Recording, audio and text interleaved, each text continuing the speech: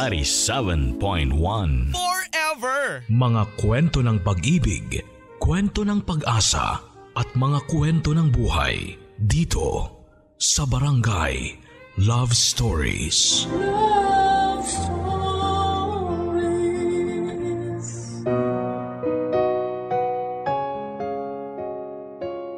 May mga taong hindi mapapanatag hanggat hindi nakagagante sa kanilang kapwa. Mas mabilis di umano ang hustisya para sa kanila kung makakaganti sila kaagad. Ikaw, kapuso, ganti ba ang solusyon mo para makuha ang hustisyang kailangan mo? Sa buhay natin, hindi natin maiiwasan na gawan tayo ng masama ng ibang tao. Pinakamasakit pa kung importante sa iyo ang taong gumawa ng masama sa iyo. Hindi natin maiiwasang makaramdam ng galit. Hindi rin natin maiiwasang mag-isip ng paraan kung paano makagaganti sa ginawa nila sa atin. Kahit pa sabing hindi tama ang paraan natin para makuha ang hustisyang kailangan natin, susubukan pa rin natin para maging patas na ang laban. Ang ating kwento ngayong araw, ang kwentong pinadala ng ating 27 anyos na kabarangay na si Bella. Malalaman natin na may mga taong hayok makuha ang hustisya mula sa mga taong ginawan sila ng hindi tama. Malalaman natin na may mga taong hindi basta-bastang magpapatawad kapag nasaktan at sinira sila.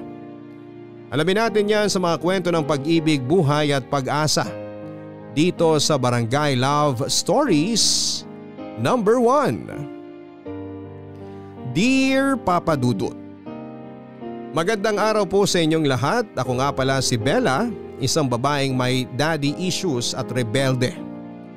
Maraming ginawang hindi maganda ang papa ko sa amin ng mama ko. Hindi ko pa man siya napapatawad sa isang kasalanan niya noon, ay gagawa ulit siya ng bago hanggang sa magkapatong-patong na ang mga kasalanan nito sa akin at sa aking mama. Nahirapan akong makisama sa kanya kahit na ilang ulit na sinabi sa akin ng simbahan, kamag-anak at mga naging guro ko na para makalaya sa galit ay kalimutan na ang nagawang mali. Papadudot, mas nauna ko pang nakalimutang papa ko siya kesa sa mga kasalanan niya sa akin. Naisip ko na hanggang kabilang buhay ay bitbit ko na ang galit ko sa papa ko. Hindi ko naman maiampas lahat ng galit ko noon sa papa ko. Kaya ibang tao ang nagdurusa sa galit at pagre-rebelde ko. Marami akong lalaking ginantihan at ginawa ng mali, kahit wala naman silang kasalanan sa akin.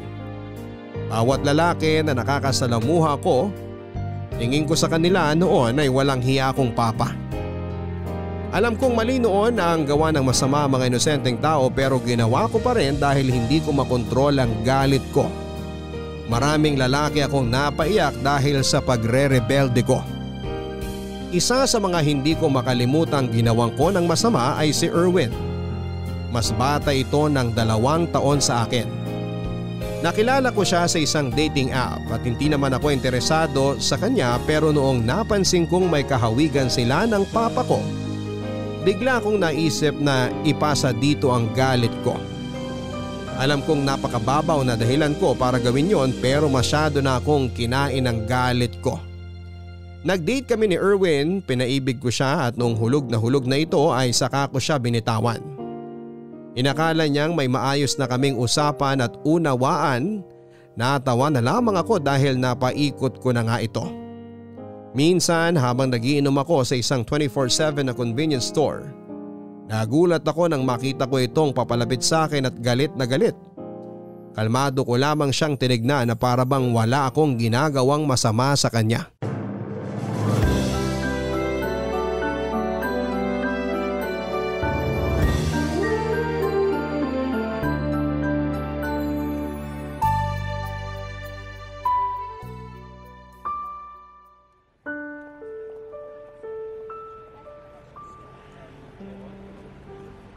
Dito lang pala kita maaabutan. Anong ginagawa mo rito? Pinuntahan kita para makausap. Bakit kailangan nating mag-usap? Kasi bigla-bigla ka nalang nawala.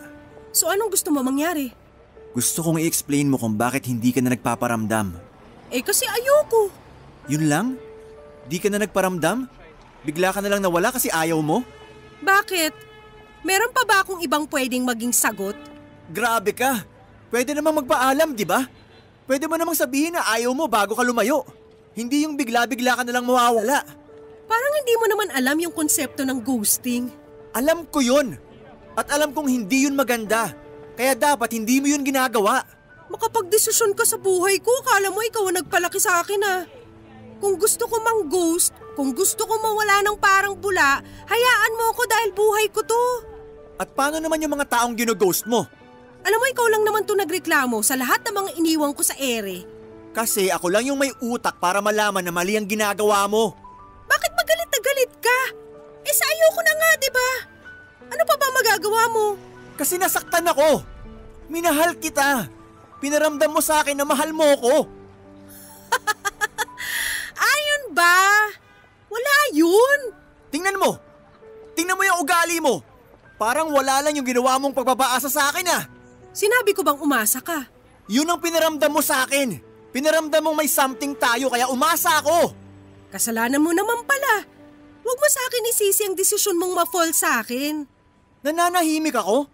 Tapos bigla ka magpaparamdam sa akin at ipapakita mong interesado ka? Tapos nung na-fall na ako, bigla ka mawawala. Ano yun? Eh di sorry na lang agad. Okay na ba? Hindi. Hindi okay sa akin. Bakit? Bakit ano? Bakit bigla mo tong ginawa sa akin? Okay naman tayo nun ah. Nakita ko na masaya ka sa akin. Masaya rin ako sa'yo. Pero bakit? Gusto mo talagang malaman? Oo! Lalaki ka? Oh, ano ngayon kung lalaki ako? Galit ako sa mga lalaki. Kayong mga lalaki, pinapaalala nyo sa akin ang mga kasalanan ng tatay ko sa akin. Bakit kailangan gumanti ka sa amin hindi naman kami ang nakagawa ng mali sa'yo? Kasi nga, lalaki ka. Wala akong ginawang mali sa'yo. Wala akong pakialam. Ayokong tanggapin yung rason mo. Hindi yan sapat para gawin mo sa akin to. Okay, sige, dagdagan natin. Kamukha mong tatay ko. Kaya pakiramdam ko mas masarap gumanti sa'yo. Dahil nakikita ko sa'yo ang hayop na tatay ko. Mas lalo mo lang pinalabo ang lahat eh. Mas magiging malabo pa yan kapag namilit ka pang kumuha ng sagot sa akin. Tanggapin mo na lang na nilaro lang kita. Minahal kita. Minahal kita ng sobra. Pagsisisihan mo to. Balang araw, mararamdaman mo rin lahat ng ginawa mo sa akin at sa lahat ng mga lalaking pinaikot mo. Kakampi ko ang karma. Baka sa'yo pa bumalik yung mga sinasabi mo. Tingnan natin. Tingnan lang natin.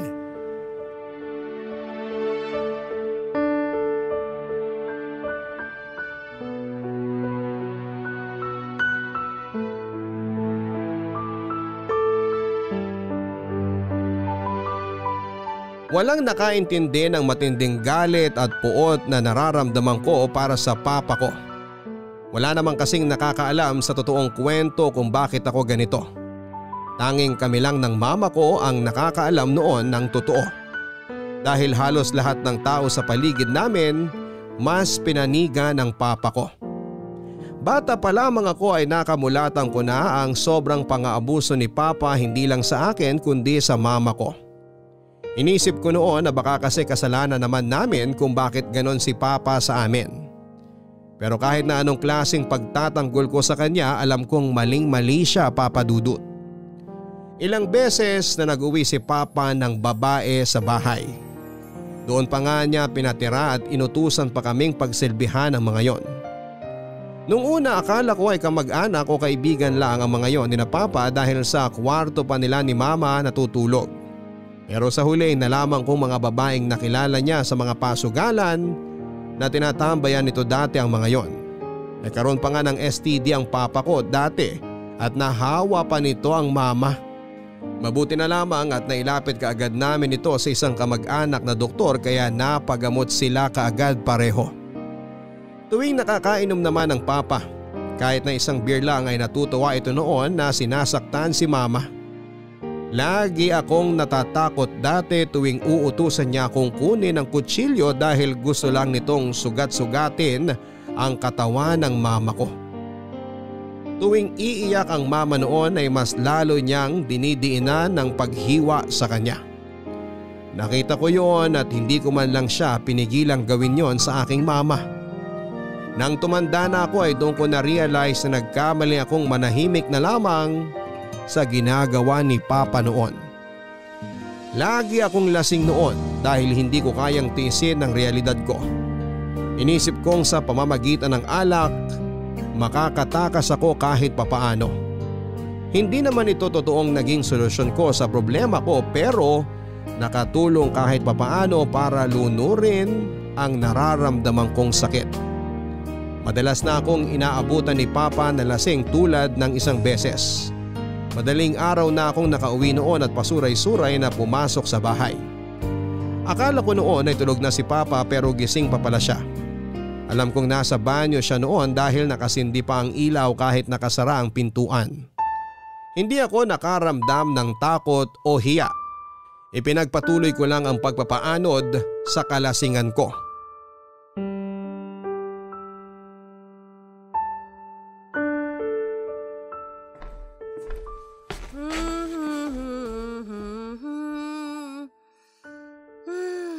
Gusto ko ng malamig na tubig. Walang tubig. Ay, napaka-inutil talaga ng matandang yun. Para saan pa tong ref? Buti naman at umuwi ka na. Dapat nga hindi na eh. Oo nga, dapat nga hindi na. Sige, next time. Ganyan na lang ba talaga ang ginagawa mo ngayon sa buhay mo? Buhay ko naman to eh. Ako ang nagbigay ng buhay mo na yan. Hindi ba bumuka lang ang lupa at iniluwal lang ako? Sige, mamiloso po ka pa. Sumasagot lang ng totoo. Ano bang problema mo, Bella? Wala naman. Bakit ganyan ang ginagawa mo sa sarili mo? Kung manamit ka, kala mo gusto mong mapasukan ng hangin sa bawat butas ng katawan mo. Kung makainom ka, talo mo pa ako eh. Ay, wala nang tatalo sa galing mong uminom pa. Saludo! Seryoso ako. Seryoso rin ako pa. Sige, sirain mo yung buhay mo. Matagal nang sira. Ano pang sisirain? Araw-arawin mo yung ganyang buhay. At balang araw, pagsisisihan mo ang balik niyan. Okay. Manang-mana ka sa nanay mong patapon ang buhay. Okay po. Dapat pinasama na lang kita sa kanya eh. Sana nga po no? Di ko alam kung bakit ka lumaking ganyan. Hindi nyo alam? Matutulog na ako. Sana talaga hindi ka na magising. Di ipagdasal mo mamaya. Baka pagbigyan ka. Bye!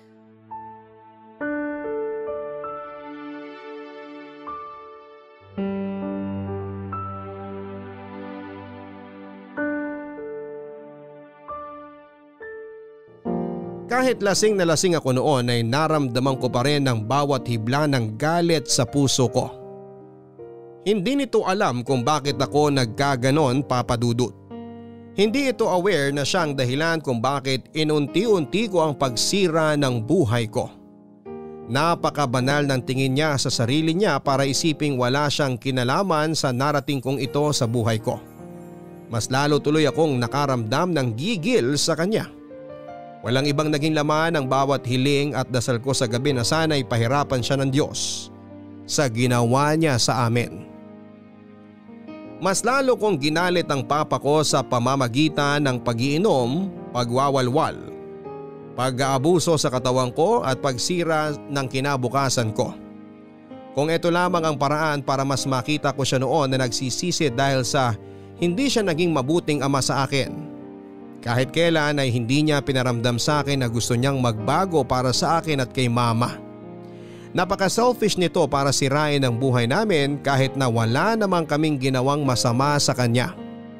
Masyado kaming naniwala na dahil pamilya namin siya, mamahalin niya kami at poprotektahan pero hindi.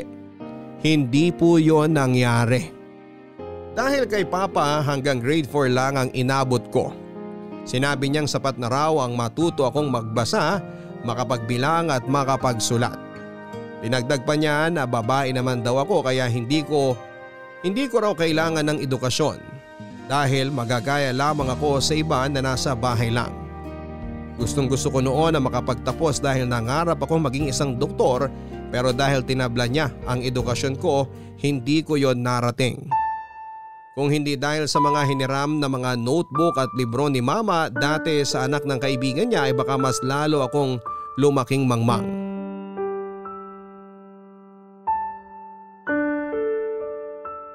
Kumusta ka na? Kayo ang dapat kong kumustahin. Kumusta kayo dito sa loob? Okay naman. Ganun pa rin. Gagawa na pala kami ng parol sa Makalawa. Kailangan makarami kami bago magpasko. Pwede raw akong magbigay sa'yo kapag nakuha ko na yung kota ko. Ibenta mo. Pambili rin ng makakain mo. Wag na ma. Ibang parol ang gusto ko.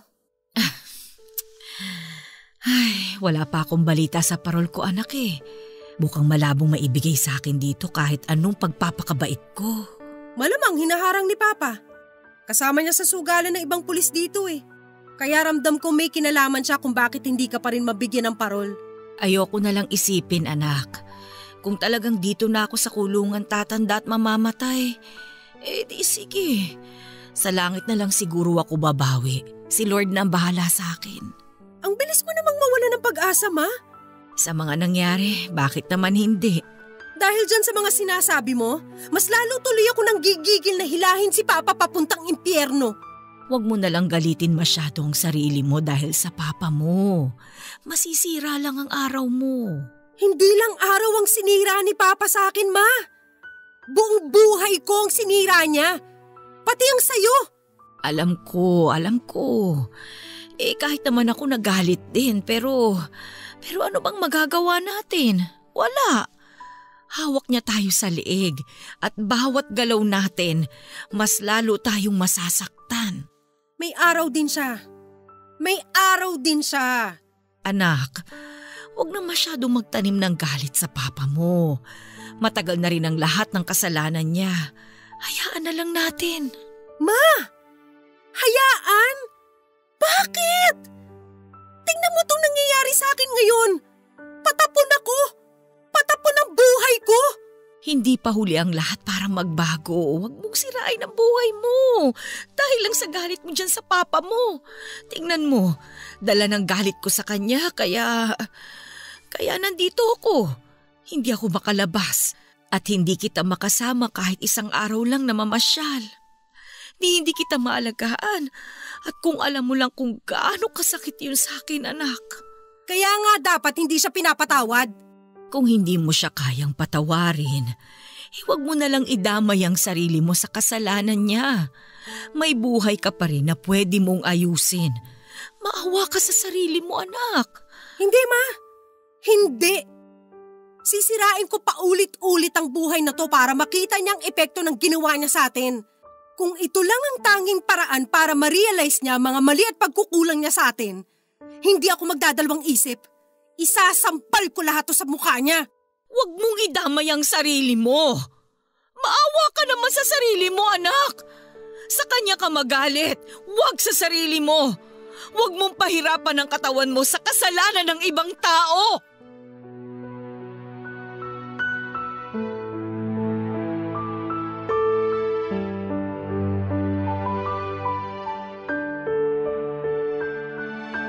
Nakulong si mama dahil sa kagagawan ni papa. Nang minsang umuwi ang papa ko na lango sa alak at droga ay sinubukan ako nitong gahasain. Hindi ako lumaban noon dahil hindi ko pa alam na mali ang plano ni papa. Nakita yon ni mama at bago pa man maituloy ni papa ang plano nito sa akin ay sinaksak na siya ng paulit-ulit ni mama. Muntik nang mamatay si papa noon pero sadyang malakas ang kapit nito sa impyerno kaya nabuhay ito. Tumakas kami ni mama pero agad din kaming nahuli ng mga pulis na kaibigan ni papa. Sinubukang ilaban ni mama ang sarili niya pero walang naniwala at nakinig sa kanya. Pinaikot nila ang batas sa mga kamay nila at nakulong si mama. Tanging naging kasalanan lamang nito ay ipagtanggol ako sa kahayupan ni papa. Nakiusap ako noon kay papa na kausapin ito noon ang mga kakilala niya para mapalaya na si mama pero tumawa lamang ito at sinabing mas magandang mabulok na ito sa kulungan dahil hindi siya magandang ehemplo sa akin. Dito ko na nga nakita kung gaano kademonyo ang papa ko at dito ko na rin nasimulang magalit sa kanya at hindi ko yon nakontrol pa. Nanatili ako sa poder ni Papa noon dahil bata pa ako at walang ibang pwedeng kumugkop sa akin na kamag-anak ko. Lahat ng mga kakilala at kamag-anak namin, tinalikuran ako. Ayaw nilang makisali sa naging gulo ni na Mama at Papa dahil sa takot na rin nila na madamay. May sumubok na pinsan ni Mama na kunin ako kay Papa pero pinagbantaan siya ni Papa at tinutukan ng baril kaya natakot na rin yung iba naming mga kamag-anak na sumausaw pa. Hindi ko naman sila masisisi noon dahil sa dami ng mga kumpare ni Papa na mga pulis. Madali para sa kanya ang manakot. Hindi naman na naulit yung tangkang kademonyohan ng tatay ko sa akin matapos ang lahat ng mga nangyari. At mabuti na lang din at hindi na niya ulit ako pinagtangkaan. Hindi ko po kailanman ipagpapasalamat yung hindi niya pagtatangkang muli sa akin dahil hindi ako magpapasalamat sa kanya para sa anumang bagay hanggat nabubuhay ako. Tiniis kong manatili sa kanya noong bata ako at nung tumanda na ako, hindi pa rin ako umalis kahit pwede na. Inisip kong ito ang paraan para makaganti kay Papa. Naisip ko na kapag sinira ko ng tuloy-tuloy ang buhay ko, magagalit ito sa akin at magkakaproblema. Papadudot parang hindi naman ako nagtagumpay na gantihan ng tatay ko sa pamamagitan ng pagsira sa buhay ko. Mukhang pati konsensya sa kanya ay binawi na rin ng Diyos. Isa sa mga pinakamatinding naging away namin ni Papa ay nangyari noong buwan ng Pebrero. Hindi ko yon kahit kailanman magawang kalimutan dahil naging malaking parte yon ng sumunod na chapter ng buhay ko. Tulad ng dati, umuwi na naman akong lasing. Halos pagapang na ako noon na pumasok ng bahay dahil sa kalasingan.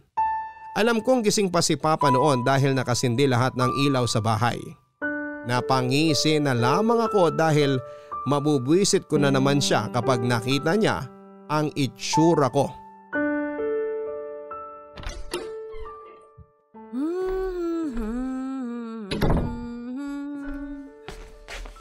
Umuwi ka pa! Bawal na ba? Bawal na po ba? Kung lasing ka lang din, wag mo nang balaking umuwi. Matulog ka kung saan ka abutin ang hilo mo. Noted yan pa. Noted. Halika nga rito. Ay, ano ba? Wala ka na talagang gustong gawin kundi bigyan ako ng sakit ng ulo, no? Paracetamol lang yan. Good night na pa. Huwag mo akong pinipiloso po. Sawang-sawa na ako sa kabalbalan mo. Ano bang problema mo, ha? Ikaw! Ikaw ang problema ko! Huwag mong baliktarin ang sitwasyon natin.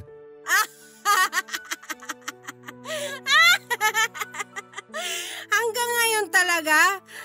Hindi mo kayang aminin sa sarili mo na ikaw ang problema sa bahay na to? Ha? Ako ba tong problema ngayon? Sino ba lagi ang lasing?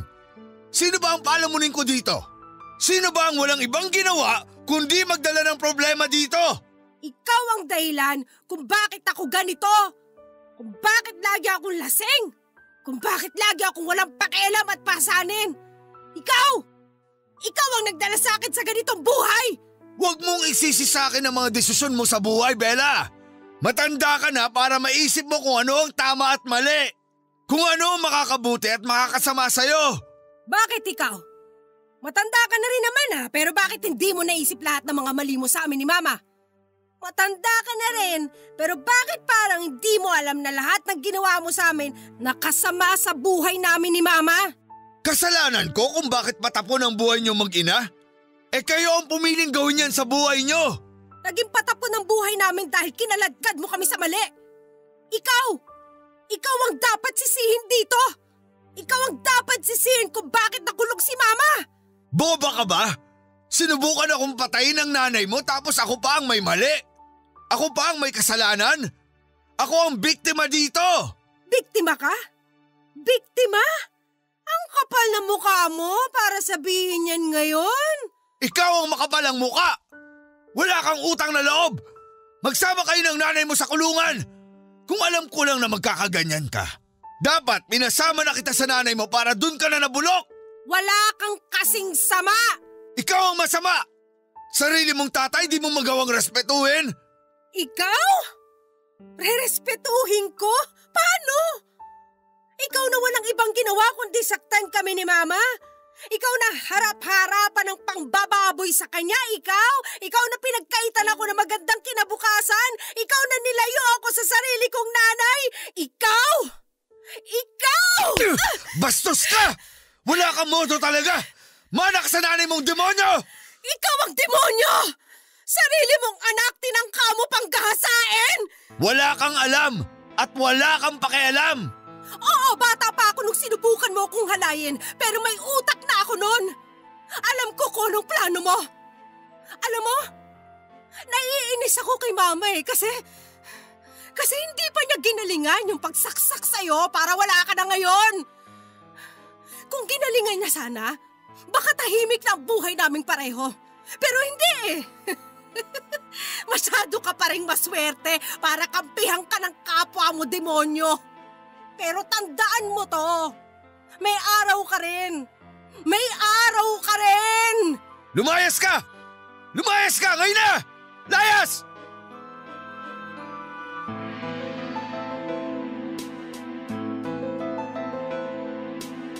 Wala akong bitbit noong lumabas ako ng bahay, Papa Dudut. Pagkaapak ko sa labas ay sinira ng malakas ni Papa ang pintuan. Nilingon ko yon sa huling pagkakataon at doon ako nakaramdam ng kapayapaan sa sarili ko. Naglakad ako ng dahan-dahan at napansin ko ang mga kapitbahay namin na nakasilip sa may bahay nila. Narinig nila ang lahat at hiling ko na sana alam na nila ang katotohanan sa mga nangyayari sa pamilya namin. Sana nilinis ko ang pangalan ni Mama na hinusgahan nila ng paulit-ulit. Hindi ko alam kung saan ako pupunta noon, Papa Dudut. Naghanap ako ng waiting shed na pakiramdam ko ay ligtas ako na magpalipas ng gabi. Pero wala akong nakita. Kumakalam ang sikmura ko at hininto ko ang paglalakad para makapag-isip pa ng plano. Binalikan ko sa isipan ko ang mga taong pwede kong lapitan. May mga kaibigan akong naisip puntahan pero napaatras ako nang maisip kong tinalikuran ko na pala silang lahat mula noong pagsabihan nila ako sa ginagawa kong pagsira sa sarili ko. Muli akong naglakad nang kumalma ang sikmura ko at doon ko naisip ang isang taong pakiramdam ko ay hindi ako tatanggihan. Walang iba kundi si Erwin. Kinabahan ako ng bahagya dahil hindi naging maganda ang huling pagkikita namin. Malapit na ako noon sa bahay niya at gusto ko sanang umatras pero desperado na akong may malapitang tao noon. Nilamon ko ng buo ang pride ko at pinuntahan ko ang bahay niya. Pinato ko ang pintuan niya at natuwa ako nang pagbuksan niya ako, Papa Dudut. Hindi naging maganda ang huling pagkikita namin at mas lalong hindi maganda ang mga pinadala nitong mga mensahe sa akin. Naramdaman ko sa bawat mensahe niya na galit ito sa ginawa ko sa kanya. Dinedma ko lang yon dahil wala naman akong pakialam sa nararamdaman niya. Natigil din naman ang mga pagsisend niya ng mga masasakit na mensahe. Akala ko noon ay ayos na siya at nakapag-move on na pero noong nakaharap ko siyang muli, nakita kong hindi pa pala. Pagkabukas ni Erwin ng pintuan ay nakita ko kagad ang mukha nitong punong-puno ng galit. Kahit nakaramdam ako ng matinding hilo, nagawa ko pa ring tumayo ng maayos para labanan ang mga titig niya. Hindi kami parehong nagsalita ng halos 1 minuto. Hindi siya marahil makapaniwala na nandun ako sa harapan niya. Gusto kong matakot noon dahil pakiramdam ko anumang oras ay pwede niya akong saktan para lamang makaganti sa akin. Sinubukan kong itago ang takot na yon dahil desperado na ako. Oh, anong ginagawa mo rito? Ayaw mo ba akong makita? Pagkatapos ng ginawa mo sa akin, gusto mo pa rin talagang isipin na gusto kitang makita? Matagal na yun. Kalimutan na natin yun. Ang importante, andito na ako ulit. Nababaliw ka na ba? Namiss kita. Halika nga rito. Ano ba? Huwag mo nga akong hawakan. Akala mo ganun-ganun lang yun? Akala mo okay na ako pagkatapos mo magpakita rito? Iba ka rin, no? Pag-usapan na lang natin yan sa loob ng bahay mo. Pagkatapos nating mag-ano. Alam mo na. Ano bang kailangan mo? Sagutin mo muna to. Gusto mo pa ba ang katawan ko? Hindi ako tanga. Hindi ka lalapit sa akin kung wala kang kailangan. Likas sa iyong pagiging manggagamit. Wag ako, Bella. Wag ako. Okay. Manggagamit na kung sa manggagamit. Okay. Gamitin mo ang katawan ko. Yun ang gusto ko. Gusto kitang matikman. Ulit. Problema ba yun? Papalag ka pa ba? Ganyan ba kababa ang tingin mo sa akin porque alam mong minahal kita? Ano ka ba naman, Erwin? Pahirapan pa ba tayo, ha? Andito na ako. Andito na to. Ito ang katawan ko. Kunin mo na lang. Ilapag mo sa kama mo at gawin mo kung anong gusto mong gawin. Ganyan ba kababa ang tingin mo sa sarili mo? Ang arte-arte mo. Sarili ko ang tatay, gusto akong ikama tapos ikaw, tatanggi. Umalis ka na lang, pwede. Hindi ko kailangan ng panibagong sakit ng ulo ngayon. Parehas kayo ng tatay ko. Tingin nyo sa akin, sakit lang ng ulo. Kaya ayan, ikaw tuloy na isip kong gantihan. Ayoko na makipagtalo sa'yo. Lasing ka at... Bella! Pwede bang wag... Ngayon mo sabihin sa akin na ayaw mong gamitin ang katawan ko.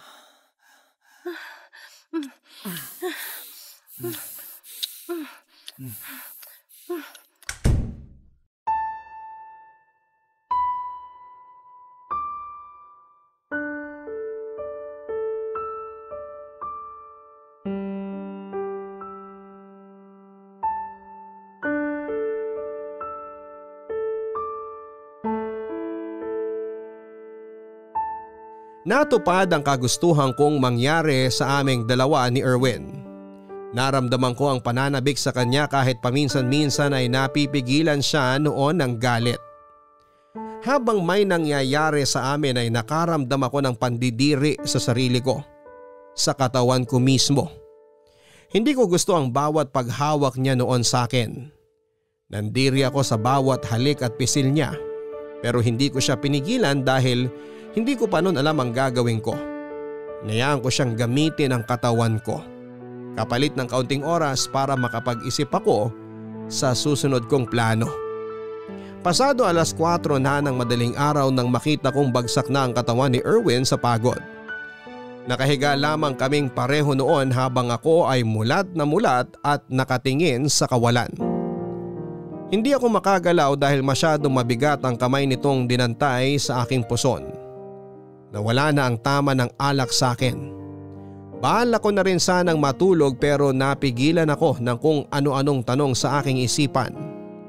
Nanakit ang ulo ko, hindi dahil sa alak kundi dahil sa kakapilit sa sarili kong sagutin ang bawat tanong na naglalagi sa utak ko. Tinanong ko noong paulit-ulit ang sarili ko na kaya ko bang pakiusapan si Erwin na kupkupin ako. Kaya ko bang sikmurain na makasama siya sa iisang bahay kahit na hindi ko siya mahal? Kaya ko bang harapin ang mukha niya tuwing umaga kung ito naman ang pinakamalaking paalala sa akin ni Papa? Kaya ko bang aralin na mahalin siya tulad noong mga nangyayari sa mga napapanood kong pelikula noong bata pa ako? Sa gitna ng pagtatanong kong ito ay naramdaman ko ang paggalaw ni Erwin at paghalik sa aking braso. Nakatulog pa rin ito noon pero hindi marahil na ikailan ng sistema niya na gusto nitong halikan at tabihan ako. Doon ako nakahanap ng sagot. Bumangon ako ng dahan-dahan at nagbihis. Nilingon ko siya sa huling pagkakataon at saka umalis. Hindi na ako muling nagparamdam kay Erwin. Hindi naman ako nakatanggap ng kahit na anong mensahe sa kanya. Natuwa naman ako dahil siguro hindi nito gustong maghabol, baka natuto na rin siya. Nakitira ako pansamantala sa isang ex ko. Walang nangyari sa amin ng ex kong ito at maayos naman kaming natapos dahil pareho naman kaming hindi seryoso sa isa't isa. Sinabi ko sa kanya na aayusin ko lang ang buhay ko at aalis din ako sa kanya. Sumagot siya at sinabing walang problema yon dahil kailangan din niya nang may magbabantay ng bahay kapag wala siya. Sinubukan ko maghanap ng trabaho pero walang tumanggap sa akin. Habang naglalakad ako noon pauwi sa bahay ng ex ko ay naramdaman ko ang pagkahilo. Nagmadali akong makauwi at doon ay sumama ang pakiramdam ko. Nakailang beses akong nagduduwal at patuloy ang paglalaway ko nang hindi ko mawari kung bakit. Kinabahan ako. Saka ako binalikan ang kalendaryo ko para bilangin kung gaano na ako katagal na delayed. Irregular naman talaga ang dalaw ko.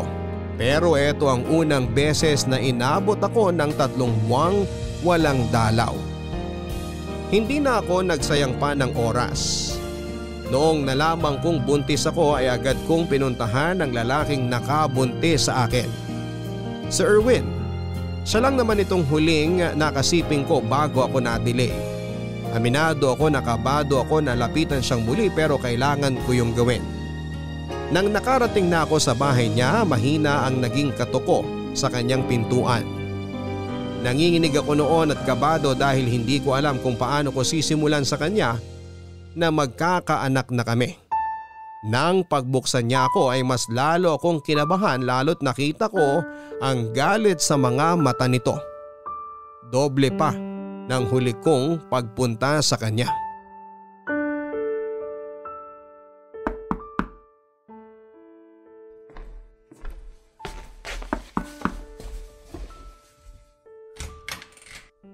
Oh, bumalik ka.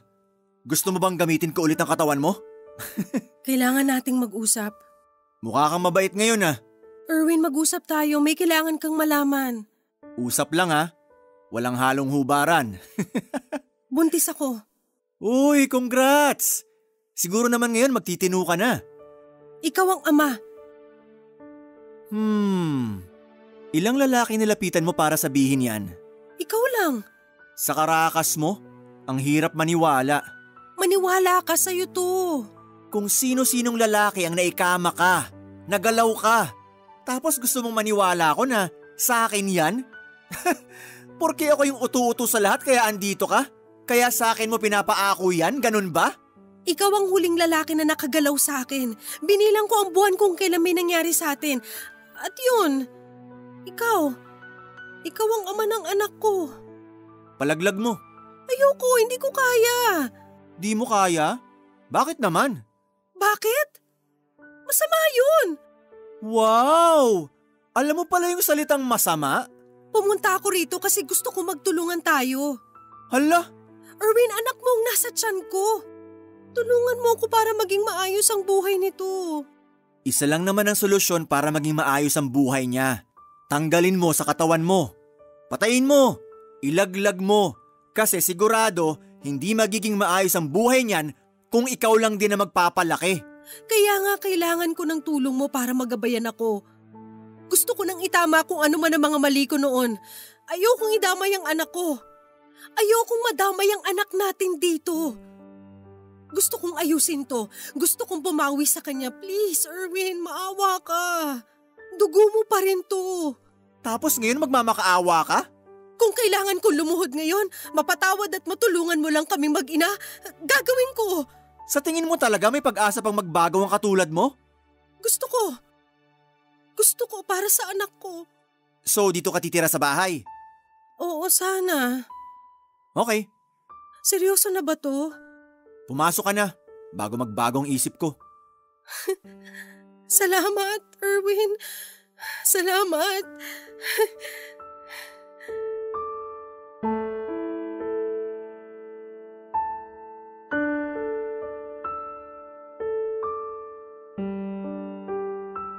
Natuwa ako papadudot na tinanggap ako kaagad ni Erwin kahit pinagmukha nito sa akin ang kasamaan ko. Naiyak ako noon habang nagpapasalamat sa kanya dahil binigyan niya ako ng tsansa. Hindi naman may pagkakaila ang kalamigan nito sa akin. Binaliwala ko lang din yun at ang importante sa akin noon ay may makakasama ako sa pagpapalaki ng anak ko. Ang importante sa akin noon, may naniniwala na kaya ko pang magbago. Nangako ako sa sarili ko na hindi ko sisirain pang muli ang buhay ko. Alang-alang sa batang nasa sinapupunan ko. Ang pagsisimula ko noon sa piling ni Erwin ang pinakamahirap na sigurong nangyari sa akin. Kahit na andon ako at tinanggap niya ako sa bahay niya ay nararamdaman ko pa rin ang pait ng pagtrato niya. Kahit sinusubukan naman itong ilihim yon sa akin ay nararamdaman ko pa rin galit na galit pa rin ito.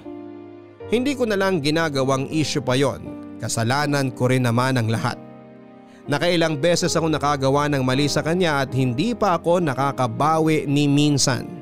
Kahit naman siguro ako ang nasa kalagayan niya noon ay hindi ko pa rin kayang tanggalin ang galit. Sa sala ako nito pinatulog dahil ayaw niya raw ng katabi. Gumawa na rin ito ng mga listahan ng mga dapat at hindi ko dapat gawin sa bahay. Sinadya niyang ikalat din daw ang alak sa bahay niya para matesting kung talagang sinukuan ko na ang alak. Sinabi ko naman sa kanya na hindi niya kailangang gawin yon. Hindi ko ilalagay sa kapahamakan ng aking anak para lamang sa alak. Tinawanan lamang ako nito at sinabing baka gawin ko pa raw midnight snack yon kapag hindi siya nakatingin. Hindi ko sinagot ang pangiinsulto niya, Papa Dudut. Sinanay ko na ang sarili kong makarinig ng iba't ibang klase ng panlalait at pangiinsulto sa pagtira ko sa kanya tulad na lamang noong isang maulang tanghali. Hindi siya nakalabas noon dahil sa pagbuhos bigla ng ulan. Wala tuloy itong nagawa kundi ang samahan ako. Nakaupo kami pareho sa sala. May 1 metrong layo ang inupuan nito noon sa akin. Tahimik kami noong una pero siya ang unang bumasag noon nang bigla itong makaisip ng masasakit na itatanong sa akin.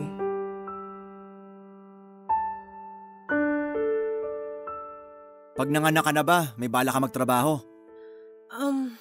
Hindi ko pa kasi naiisip ang trabaho ngayon eh. Para mapagtuunan ko ng pansin tong si baby. Kahit naman nung di ka pa nabubuntis eh. Di pumasok sa isip mo magtrabaho. Dati, oo. Alam ko namang kailangan ko na magtrabaho dahil magkakaanak na tayo. Kakasabi mo nga lang kanina na wala pa sa isip mo magtrabaho eh. Mali na naman ang pagkakakuha mo sa sinabi ko. Uy, wag kang ano dyan ha.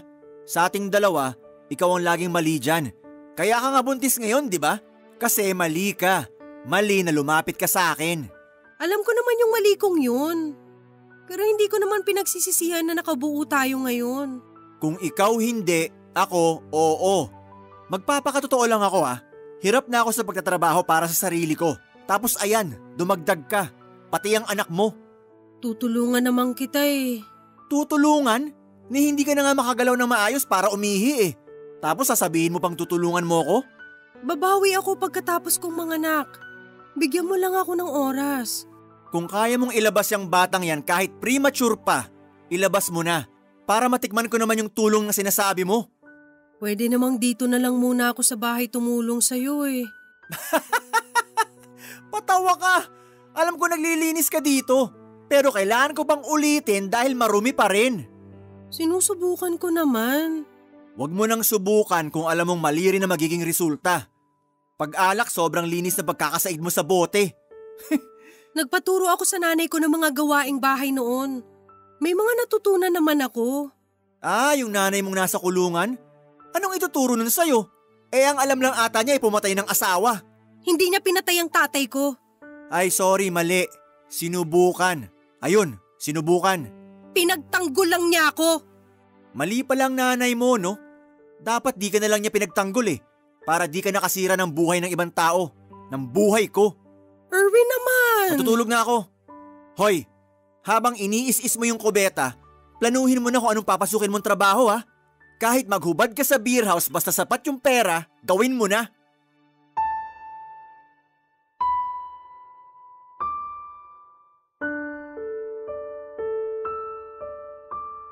Nadurog ako sa mga binitawang salita ni Erwin, Papa Dudut. Napakababa na pala ng tingin nito sa akin, dala ng sobrang galit. Naiyak na lamang ako noong nakapasok na siya sa kwarto. Naramdaman kong nanakit ang tiyan ko pero tiniis ko dahil ayokong maabala pa si Erwin. Doon ko talaga naisip na sobrang laki ng damage na naidulot ko sa buhay ni Erwin. Naisip ko rin na baka kahit na anong gawin ko ay hindi na ako makabawi pa sa kanya pero sinusubukan ko. Dumaan pa ang mga araw, ginawa ko ang best ko para ipakita kay Erwin na nagbago na ako. Hindi man ito pinaniniwalaan ang ginagawa ko, wala na akong pakialam dahil higit sa lahat ang magiging anak namin ang makikinabang sa pagbabago kong ito. Inalam ko lahat ng kailangan kong malaman sa pag-aasikaso ng bahay. Inalam ko rin lahat ng kailangan ng mga lalaki para matuwa naman sa akin si Erwin. Gamit ang internet, sinubukan ko pa ring patalasin ang utak ko. Nag-aral ako para makatulong sa paghahanap ko ng trabaho kapag nakapanganak na ako. Hindi naman nagtagal ay nasanay na ako sa mga gawaing bahay. Napagsilbihan ko na rin si Erwin, hindi pa rin ito ma-appreciate ng mga ginagawa ko para sa kanya noon.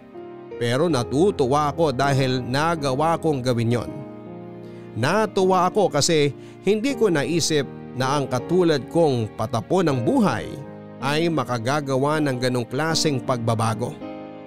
Lalo akong natuwa noong naisip kong mas magiging inspirado ako sa pagbabago ko. Oras na lumabas na sa mundong ito ang anak ko, ang anak namin ni Erwin, hindi ko na mahintay ang araw na pagsilang ko.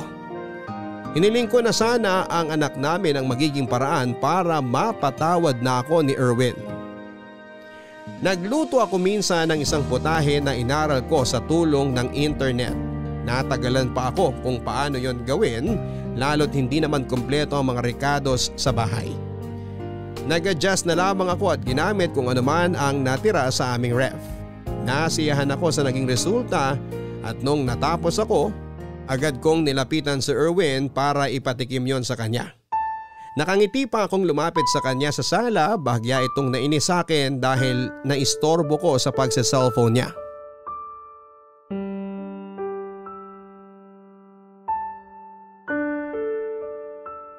Nagluto ako. Nagpa-deliver na ako ng pagkain ko. Kainin mo na lang yung niluto mo. Mukha namang matatagalan pa ang in-order mo eh. Malakas ang ulan. Baka nagpatila pa ng konti yung magde-deliver ng pagkain mo. Wala kang pakialam. Subukan mo lang yung niluto ko. Marami yun. Dinamihan mo? Alam mong dalawa lang tayo dito. Kung makapag-aksaya ka ng pagkain. Buti sana kung ikaw ang gumagastos para dyan eh. Ginamit ko lang yung mga natirang pagkain sa ref at ibang rekado. Hindi ka dapat mag-alala kasi hindi naman yun masasayang. Sisiguraduhin ko mauubos yun bago magtanghalian bukas. Ganyan din yung sinabi mo sa niluto mong tsampurado nung Sabado. Napanis lang, di ba? Hindi ka naman kasi kumain eh. Kasalanan ko pa ngayon kung hindi ko nagustuhan yung pagkakaluto mo? Anong gusto mo? Pilitin ko yung sikmura kung kainin yung ubod ng pait na tsampurado mo? Kaya nga natuto na ako. Alam kong sapat lang yung niluto ko ngayon para sa atin. Tsaka sigurado ko magugustuhan mo yun. Inaral ko at tansyado lahat ng rekado. Ubusin mo na lang yan, pwede ba? Huwag mo na akong pagpraktisan ng mga niluluto mo. Ito, tikman mo habang sakto pa ang init. Bella, sinabi ko… Teka, hihipan ko lang ng konti para… Ay! Ano bang mahirap intindihin sa ayoko? Ayoko nga niyan, di ba? Gusto ko lang naman makatulong. Kahit sa kakainin mo lang. Alam mo yung totoo? Hindi ka nakakatulong kahit konti. Hindi ka ba natutuwa kahit konti sa mga ginagawa ko dito kahit hindi pulido? Kahit kulang? Sobrang hirap ba? Oo, kasi nga palpak. Nakakainit ng ulo. Sobrang lala na ba talaga ng naipong galit dyan sa puso mo? Para kahit konti wala ka makita maganda sa mga ginagawa ko? Ikaw na rin ang nagsabi na puno na ng galit ang puso ko. Ano pa bang inaasahan mong balik sa'yo? Kailan mo ako kayang patawarin? So hanggang ngayon inaasahan mong posible yan? Umaasa ako hindi para sa akin, kundi para sa anak natin. Kailangan ko na rin sigurong sabihin sa'yo ang totoo. Anong totoo? Gumanti ako sa'yo. Gumanti? Sinadya kong mabuntis ka. Di ako nag-ingat. Sobrang galit din kasi ako noon. Hindi na ako nakapag-isip. Basta ang gusto ko lang mabuntis ka. Di ko naman alam na sa akin ka lang pala nagpagalaw. Ang bala ko sana, since pakawala ka namang babae, maraming lalaking titikim sa'yo. Malilito ka kung sinong ama ng anak mo. Bad trip lang kasi sa akin ka lang pala nagpagalaw nun. At proud ka sa ginawa mo? Oo, kasi nakaganti ako sa'yo sa paraang gusto ko. Naiinis lang ako kasi sumabit ako sa pagganti sa'yo. Kung nagpagalaw ka lang kasi sa iba… Masama akong tao, oo. May mga nagawa akong mali sa'yo at pinagsisihan ko yun ng sobra. Pero itong ginawa mo, malala ka. May dinamay kang inosente. Ganyan din naman ako nun, di ba? Sa sobrang sama mo at galit mo sa mga lalaki, dinamay mo ko. Inosente rin ako nun. Hindi ko na alam kung ano pang sasabihin sa'yo. Pero ito lang yung sigurado ako. Titiisin ko lahat ng galit at pagganti mo alang-alang sa anak natin.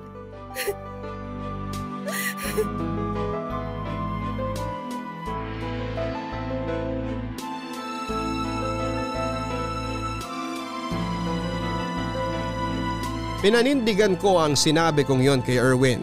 Tinis ko ang galit niya at paghihigante para lang may masilungan kaming pareho ng anak ko. Mas pinahirapan ako nito pero mas lumakas ako dahil doon. Hindi ko inalintana lahat ng pasakit na dulot ng pagstay ko sa piling niya kung eto ang paraan para mabigyan ko ng mas maayos na buhay ang anak ko. Hindi ko sasayangin ang nasimulan kong pagbabago noon.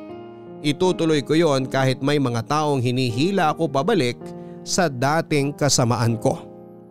Dinoble ni Erwin ang lahat ng galit nito sa akin at mas naging grabe ang turing niya mula noong inamin na nito ang ginawa niya. Pinilit kong hayaan na lamang ang lahat dahil alam kong nadadala lamang ito ng galit. Hiniling ko na lang na sana balang araw ay makalimutan niya ang galit kapag lumabas na at nakita na niya ang anak naming dalawa, Papa Dudut. Wala akong ibang ginawa kundi ang araling idasal yon sa bawat gabi na nararamdaman kong nangihina na ako. Nang makapanganak ako, hindi ako pinuntahan ni Erwin. Hinayaan din ako nitong umuwing mag-isa sa bahay at nag-iwan lang ng pambayad noon sa ospital. Naiyak na lamang ako dahil hindi dininig ang hiling kong magkaayos kami para sa bata na lang. Naisip ko na bumalik na lamang noon sa papa ko, Papa Dudut. Pero sa tuwing mababalikan ko ang mga panahong pinahirapan niya kami ni Mama ay bigla akong titiklo. Pinangako ko sa sarili ko na hindi ko na matitikman ang ganong klaseng buhay kaya kailangan ko siyang ilayo roon. Hindi ko na rin alam ang gagawin, Papa Dudut. Natakot ako na baka isang araw ay mangyari sa amin ni na Erwin at anak ko ang nangyari sa amin ni na Mama at Papa. Naisip ko na paano kung magaya si Erwin sa papa kong punong-puno ng galit, sasaktan din ba niya kami tulad ng ginawa ng papa ko sa amin? Paano kung maulit lahat-lahat? Makayanan ko kaya yon? Hindi ko nakuha ang mga kasagutan na yon dahil pinilit ko pa ring magtiwala na baka may tsansa pang magbago si Erwin sa pagdaan ng panahon. Dinagdag ko sa mga dasal ko na sana hindi ito magaya sa papa ko. Maraming salamat po, Papa Dudut, sa pagbasa ng aking liham. Ang inyong kabarangay forever, Bella. Mahirap nga talagang magpatawad sa taong nakagawa sa iyo ng mali. Lalo na kung nagpatong-patong na yon at hindi man lang magawang humingi ng sorry. Kaya marami sa atin ang hindi magawang talikuran ang nakaraang pagkakamali sa kanila dahil may mga taong umaasa pa rin na may hihingi ng tawad. Yung totoong paghingi po ng tawad. Sana sa mga taong nakagawa ng mali sa kapwa nila ay makayanan nating tanggapin ang pagkakamali natin kasabay ng paghingi ng taus-pusong patawad. Marami ang naghihintay ng pagpapatawad para sila'y makausad.